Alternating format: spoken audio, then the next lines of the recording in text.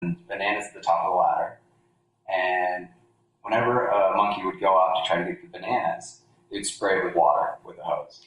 And the monkey would get all pissed and, whatever. And they get all frustrated. And then another one would try to go up and they'd spray it. And so all the monkeys get sprayed around and they try to get the bananas. And after a while, the monkeys would just stop going up because they just knew they'd get sprayed with water and they didn't want that. So eventually the scientists would take one monkey out and put a new one in. And that monkey, not knowing the societal structure or anything, would look at the bananas and go for the bananas up the ladder because they're like, oh, there's bananas. What are you guys doing? And all the other monkeys would pull them down and be like, hey, you don't know what's going to happen. Yeah. We don't want to get sprayed. Come down here. So that monkey soon enough learns that it needs to not go for the bananas. And then after a while, they replace all the monkeys in the entire room, and none of them end up going for the bananas because they don't spray them anymore because they just don't go because that's what's been ingrained in the culture. Yeah. So that's what a lot of it's getting over. Oh, we can go for the bananas, and we need to not be afraid of getting sprayed by the water because the reward of the bananas is going to be better than kind of getting sprayed by the water. Like that's not a big deal. One of the monkeys just maybe overcame the I'm sprayed by water. That kind of sucks, but just kept going for bananas. Yeah. They get the reward. Yeah. And that's where we are. Yeah. That's the self-victimization. We've chosen it. The bananas have been sitting there for all of us. We just haven't been taught how to climb the ladder. Uh-huh. And so we're all, and then I know I get a lot of pushback on the things I talk about. I'm trying to climb that ladder. Yeah. And people are grabbing at my feet. And I'm going, no, I'm going to bring you with me. We got to get to those bananas. Yeah. Things will get different. And, you've seen a lot of people that are starting to kind of kick the other monkeys back and go, there might be something to this. Yeah. So, but yeah, I love that. I mean, it's a great metaphor for how this all works. Yeah, totally.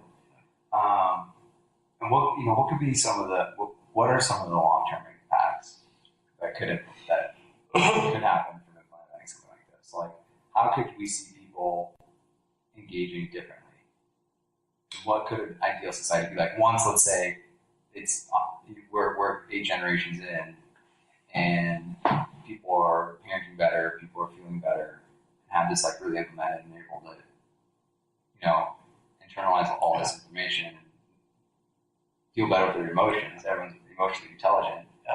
What might that be like? I had a conversation with someone yesterday, and she, talking about vulnerability and stuff, and what I call our darkness. We don't want everyone to see our dark side and how imperfect we are. We're hiding it. Mm-hmm. And I was like, I don't have time to tell the story, but she's proposing and she has tons of self-esteem, yet the whole story showed how little she had. And I showed it to her. Mm-hmm. And she defended it for a little bit, was in denial, and eventually her friend walked away, and she's like, you're right. She goes, but you have to have boundaries around certain things. You can't let certain things out. And I'm like, why? Yeah. I said, she hadn't read my book yet. And I'm like, all my addictions and what didn't end up in the book because it just seemed salacious. It didn't advance the story. It was in it, and I took it out. But my second wife and I, she was one of the highest paid escorts in the country. And yeah, we had an open marriage. I mean, it was insanity, pure insanity. And so I'm talking to her, and she's like, "Oh, we can't let people know." And I'm like, "Why?" I have this quote: "When you learn to forgive yourself, they can't hurt you with it anymore." Right? So think of that. Yeah. Someone's gonna come up to me and go, "You're a blankety blank blank blank." I'm like, "Have you seen page 88, 102? Oh, and this part about my wife wasn't in the book because it didn't advance the story." Right. Like, I missed too. Yeah. Isn't it great? Yeah. See, I chose these things out of brokenness. Mm-hmm. Once I confronted my brokenness, what I call our darkness, that part of ourselves, when I realized how absolutely narcissistic and manipulative and ugly I am, I was set free. Because what comes right in behind that is literally pure peace and joy. Mm-hmm. Like when you expose yourself to yourself and you go, oh my God, I can finally do something about it. Like I've seen me. It's pure freedom. So what I see 8 generations, instead of everyone hiding that they're hurting or whatever, it's like, oh yeah, I'm being crazy today. You do? What's yours? Hey, okay. Yeah, I mean, I'm just in the shit today. Yeah, I do. Okay, well, I'm not going to fix you because that's your deal. Like, we don't have the victim culture goes away. It's like, wow, I'm kind of sad you're destroying yourself, but you must be wanting to teach yourself something. I'm going to let you do it. Yeah. Let me know how it works out. Good for you. See a movie, let's see a movie. Yeah. But I don't know. Right now, I'm not in a place where I can handle your insanity. But I don't check with me tomorrow. It might be fun. Yeah. But now there's all this guarding, and we live here in Phoenix. You want to talk about massive walls, and in this town of the false self and people unwilling to show who they are, not because they're bad, because they don't know how. And it's funny too, well, first I want to say vulnerability connects people. Like people, when you are open and vulnerable, it makes people connect with you. And it's funny how scared everyone is to do it. I mean, of course, everyone is. And there's certain things maybe you shouldn't be vulnerable with everyone about. Maybe that's the fault. Maybe that's the wrong. I think. And as we're talking about, there's a time and place. It's a respect for them. Yeah. Like if you were highly religious, I wouldn't have told the story. Right. Because now I'm dumping something into you that you would find offensive. Right. So I'm respecting the impact it might have on you. Right. That's what boundaries should be. Right. Not I'm going to control you with them. Yeah. Yeah. Or hide who I am from you. Right. Yeah, that's the line I draw. Is you may not be where in certain areas it may not work for you, and so out of respect for that, I stay away from it without giving myself away. If we were having you've invited me in to have this discussion, so you've given me permission to, in a sense, crash boundaries. Yeah, it's appropriate. Yeah, if we were at a cocktail party, I wouldn't have told the story. Right, because it would have been too much for the people around. Right. Yeah, they their guards would go up. Yeah, they're not ready to hear that and be that vulnerable. So I'm not going to make them uncomfortable with that. So that's how I see boundaries. Yeah. It's just amazing what society could be if we didn't. Yeah. We weren't so. And again, this comes back to like a lot of this. People can go and look at history. Like it comes from like the Victorian era, putting up your posh. We do things like this. Oh, you don't talk about sex. Yeah. And it's like, well, why not? I'm all about that. I'm all about questioning. What is the reason we're not doing this? And people think it's just because that's how you do it. That's weird. That's odd. Why? What about it? It's the monkeys pulling everybody off the ladder. Yeah, exactly. It's exactly what it is. 100%, of course. And that's why that's such a good analogy. But I love it, man. Just think how freeing that is. If you didn't have to hide who you were. It was 5-7 years ago. I woke up in the middle of the night and I had a dream that was so real that I purposely chose to dissociate. I remember I pulled myself out of my body because it felt so real. What the dream was, I had been sober for almost 20 years from booze. I'm with my wife. She's one of the highest escorts in the country. We have an open relationship. I'm drinking again. I'm in pure depravity. And I had a dream that I was on stage, not in front of 20 people or a stadium, but think Martin Luther King in Washington on steroids, telling everyone all about this, leading people to this. Freaked me out. I was conscious, there's no way I could ever do that. I can't let people see that part. No, I couldn't. I remember my ex-wife, she's now my ex-wife, and how panicked I was. Well, here I am. And it's like the girl yesterday when we had this discussion, she's like, you just have so much peace. Like it just doesn't bug you that you do that. I'm like, no.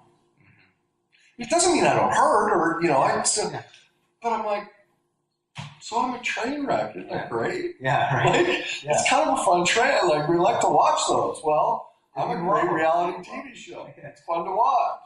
Yeah. Good stories, But anyway, and that's the key, the calmness that can come from accepting a lot of this, accepting yourself, accepting the fear. letting it be. So what it does is this: when you yell at me or call me things, what I realize now is you're just talking about you. Right. So when I get attacked, that's when I knew I had something. When I was writing the book and I sat down and went, where are the holes in this? And I had this epiphany. I went, the second you argue with the cycle I talk about, you prove it. I went, I don't have to defend myself. Nothing. I just go, remember how fear or shame? Do you hear this? Like, so you're now in my life when people attack me or something doesn't go right, I just realize it's about them. Like, I'm free because I accepted how absolutely dark I am. And that's, you want one tip out of this, that piece of yourself that you know is there and you've been afraid to go look at, that's your answer. It's literally paper thin. That's what I didn't know. Right on the other side is your greatness, your peace, and everything. That one thing you have not wanted to confront. You want to change your life. You want to change society. You want to change your kids' lives. Go right at it. Become an expert in that darkness. And it just falls on your feet. And it doesn't make sense now, but when you do it, you'll go, I get it. And you'll see it was so easy. If only we could show them the Grand Canyon, right? Exactly. Come stand next to me and show me your pictures. Yeah. Get in touch with me and tell me your story, what your darkness was like, yeah. and how you found it. That's the secret. That was great, man. Thanks so much. Thanks for having me. And sitting and talking about this. Where do people find you? Sure. And how can they help? Yeah. First of all, it's Kenny Wiess, and the spelling of my last name is Weiss.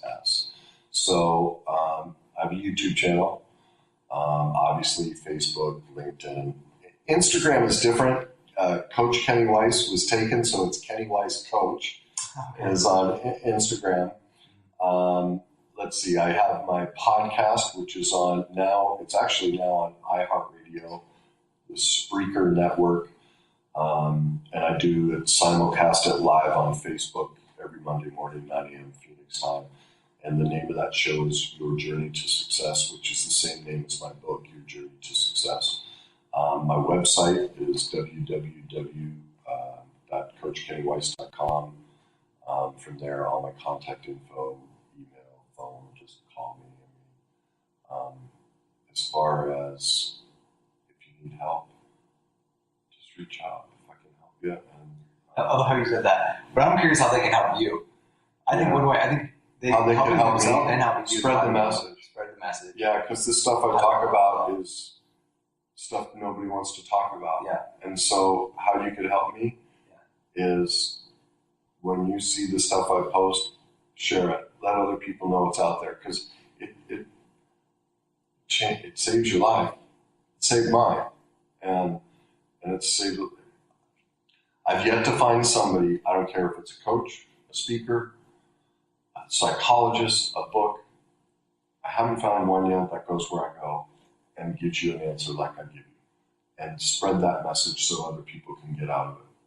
That would be the way to help me. I don't care how you do it, through my post, by my book, whatever, but expose yourself to it and everyone around you. Yeah. That would be the loving thing to do. And because it's bigger than me, it's about creating the neural pathways for everyone else past me. So that would be the way you can help me, is by helping yourself.